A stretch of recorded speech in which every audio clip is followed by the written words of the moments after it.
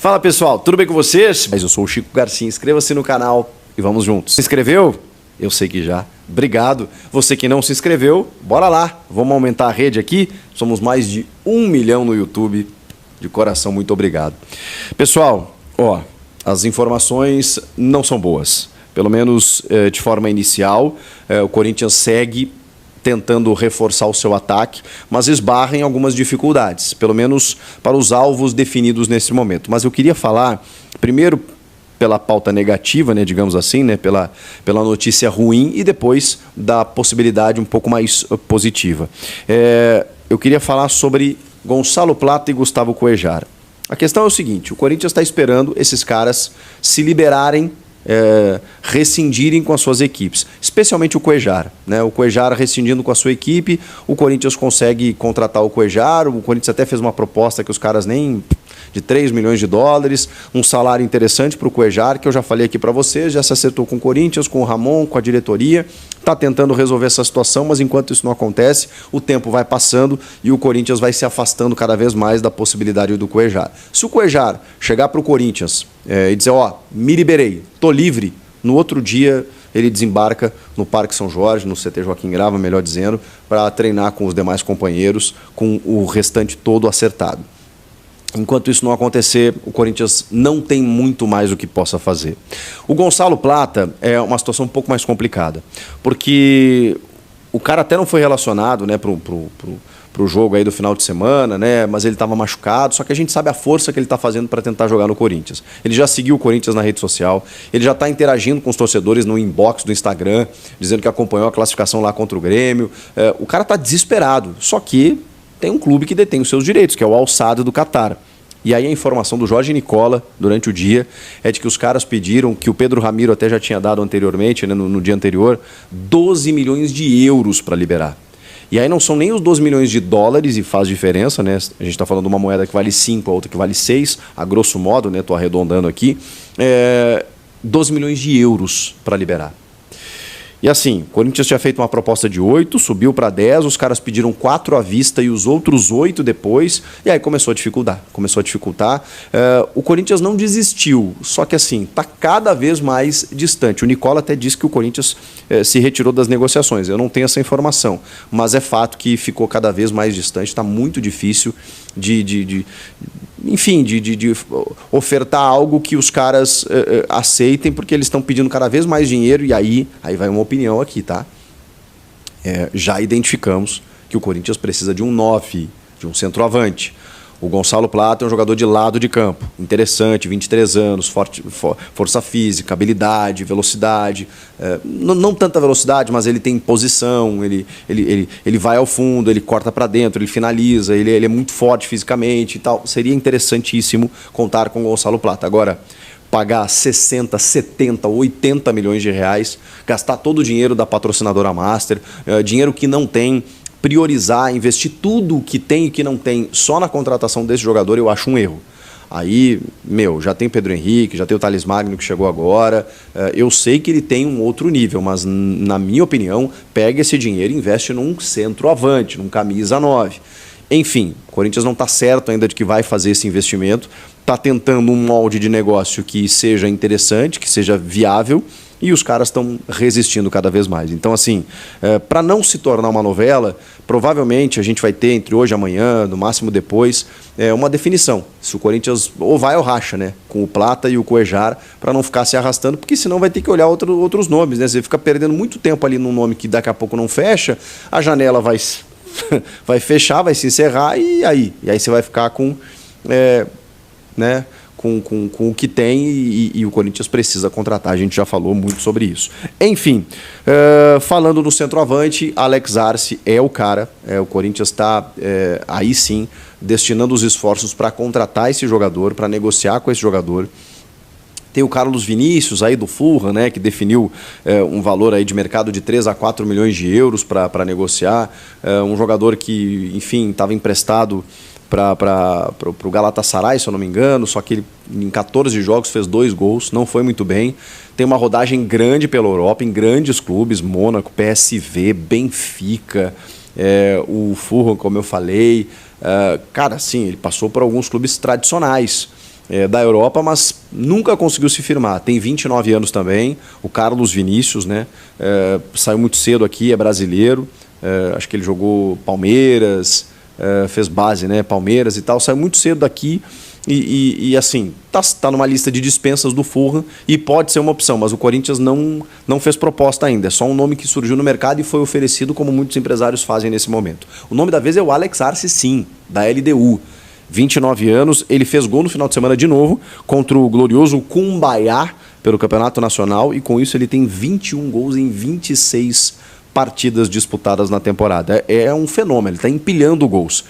Mas é um cara que tem uma história de vida um pouco diferente, ele começa lá no Cerro Porteño, depois durante a pandemia ele não consegue vingar no futebol, vai ser vendedor ambulante com 25 anos, aí com 26 anos ele vai para o Sportivo Ameliano do Paraguai, depois o Independiente Rivadavia da Argentina na Série B, e aí faz muitos gols, aí sobe o time argentino depois de mais de 30 anos, para na LDU, empilha gols e é convocado para a seleção paraguaia, então a vida dele mudou tem 2 anos. Mas realmente é um jogador de um biotipo, uma característica, um ótimo finalizador. O cara tá voando, assim. E tá atraindo o mercado sul-americano. O Corinthians fez uma proposta de 2,5 milhões de dólares, inicialmente recusaram. E aí, agora à noite, o site Futebol Interior noticiou que o Fluminense teria entrado na disputa. O Fluminense já levou o Facundo Bernal, né, que é o volante uruguaio que o Corinthians estava de olho. Estava de olho no Alex Arce também. Só que o empresário dele, o Miguel Garepe, já se manifestou dizendo que não tem nada disso. Que ele até não revela o Corinthians, mas ele fala assim, nós temos uma negociação em andamento e nós estamos esperando fechar esta negociação. Caso não feche, ele permanece na LDU, onde está construindo inclusive uma idolatria, muito querido, está muito bem adaptado, bem por aqui, e a gente vai ficar por aqui. Então, ou ele sai para o Corinthians, ou, pelas informações do empresário, ele não vai para lugar nenhum. Mas o que me chamou a atenção é que nessa declaração ele quer finalizar essa negociação que está em andamento, uma negociação que já está em andamento, ou seja, o Corinthians está, enfim, conseguindo, pelo menos já negociou com o staff, já negociou com o jogador, só tem que resolver com a LDU, que achou baixa a pedida dos 2,5 milhões de dólares. E aí eu digo para vocês, pega esse dinheiro que tá todo mundo querendo depositar no Plata, investe um pouquinho mais no Alex Arce. Eu tenho restrições com ele, mas elas não são restrições assim definitivas e tal, dizendo que o cara não serve. Não, são apenas dúvidas, né? Do tipo, poxa, o cara acabou surgindo, né, despontando para o futebol muito tarde. Mas como eu, né, sou despido de preconceitos, né? Eu acho que assim, se o cara tá fazendo gol, o cara tá. É que chegar no Corinthians eu acho um pouco mais difícil. Agora, acho que é melhor você destinar um investimento para um jogador como esse do que para mais um ponta. Enfim. É só a minha opinião. E aí tem outro detalhe, que a LDU está endurecendo a parada, né? Ela quer mais dinheiro, a janela já fechou no final de julho, ou seja, eles perdendo o Alex Arce, eles não conseguem ir para o mercado contratar. E o Michael Estrada, que é um jogador atacante também, que pode, enfim, substituir eventualmente o Alex Arce, machucou no último domingo. Então eles estão sem um reserva imediato e sem a possibilidade de contratar nesse momento. Por isso que os caras não querem liberar, porque isso representaria aí uma perda significativa nos gols que a LDU tem marcado nessa temporada. Então, o Timão vai ter que ser muito forte, incisivo, insistente para tentar negociar esse cara, porque se não rolar, aí tem o Carlos Vinícius, que também, enfim, passou por vários clubes aí, está com números um pouco piores, né, nesse sentido, e depois não tem muito mais opções. Aí o Corinthians se volta para o mercado meio que no desespero. Então, o ideal era tentar resolver isso logo. Vamos falar desse jogo contra o Bragantino, Ribeirão Preto, no estádio Santa Cruz. O Corinthians vai jogar esse primeiro jogo das oitavas de final da Copa Sul-Americana, contra o Red Bull Bragantino. Tem um desfalque de última hora, né? O Romero sentiu um desconforto na coxa. O Romero não está bem assim nos últimos jogos, enfim, mas é mais um jogador para o setor ofensivo, né, que acaba desfalcando o time do Ramon Dias. O Yuri Alberto também está fora, vocês sabem, se recuperando da retirada da vesícula. O Coronado volta, na verdade, ele cumpriu suspensão no Brasileiro, não foi utilizado na partida diante do próprio Bragantino, mas vai estar à disposição. E aí a gente tem algumas possibilidades de time que entra em campo. Por exemplo, será que ele dá um descanso para o Garro, já que o Coronado está à disposição e não jogou no final de semana, está descansado? Eu acho que pode ser Pode acontecer isso, deixar o Garro, que nem ele fez contra o Grêmio, né, no jogo de Copa, até para não desgastar muito o Garro, porque final de semana tem jogo importante pelo Brasileiro também.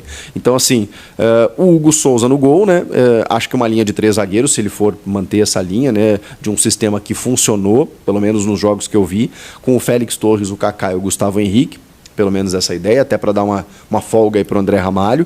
O Mateuzinho, porque o Fagner não tem jogado absolutamente nada, e o Hugo nas laterais, podendo ser até o Matheus Bidu, né, fazendo uma alternância aí, já que o Hugo jogou e tem jogado e é titular, enfim, no Campeonato Brasileiro.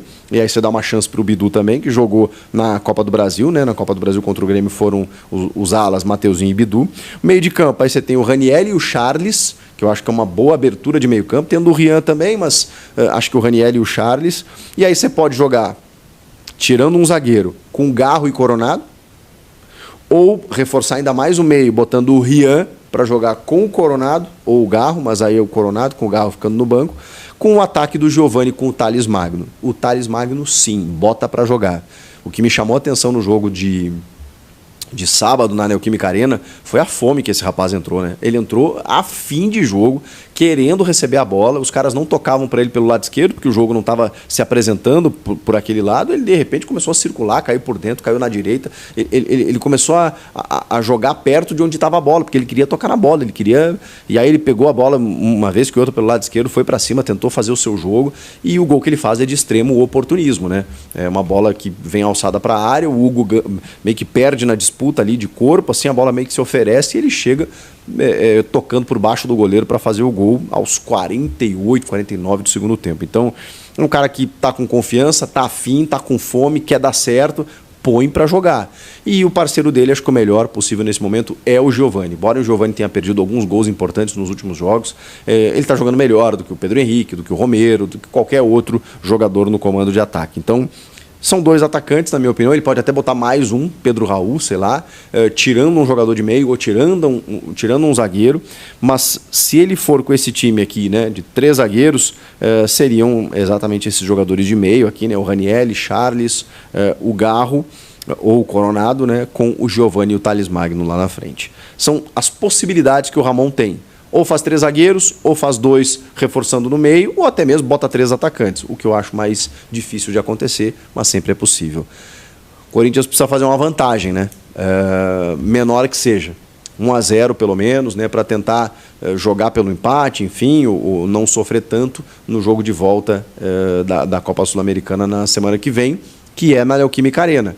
Mesmo que esse jogo seja fora de casa, eu acho que é importante, né? Corinthians com uma vantagem, jogando por um empate na volta em casa, aí eu acho que dá para pensar numa classificação para as quartas de final. E você? E Fiel, muito bom dia, tudo bem com vocês? Seja muito bem-vindo ao nosso canal Alerta Corinthians Oficial. Aqui você fica sabendo tudo que acontece nos bastidores do Coringão, tudo bem? Lembrando que os créditos deste vídeo são do jornalista Chico Garcia, tá? Então, se você curte o nosso conteúdo, por favor, esmaga o dedo no like, se inscreve no canal e ativa o sininho de notificações. Meus amigos, definitivamente não tem corintiano cuidando do clube. Tem abutres que gostam, querem poder. Eles têm que respeitar o Coringão, viu? É impressionante aí como o Duílio e a companhia destruíram o Corinthians. E os conselheiros não fizeram nada. É brincadeira aí. Cadê a comissão? No caso do Taus aí, né? É interessante também, gente, que o Duílio nunca foi chamado para explicar a venda do Roger Guedes.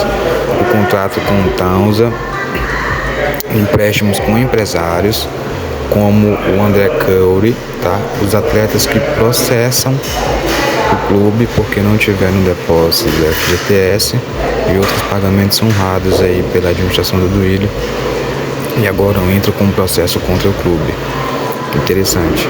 Será que já existia esse conselho na época? E por que se omitiram?